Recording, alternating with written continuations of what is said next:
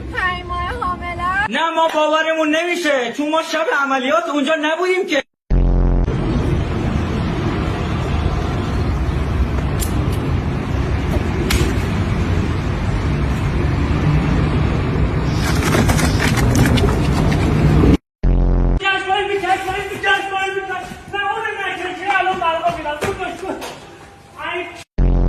اما پرویز عجله کن الان میمونا میرن.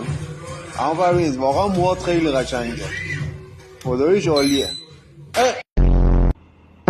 داشت زدن موشک زدن من گوزیدم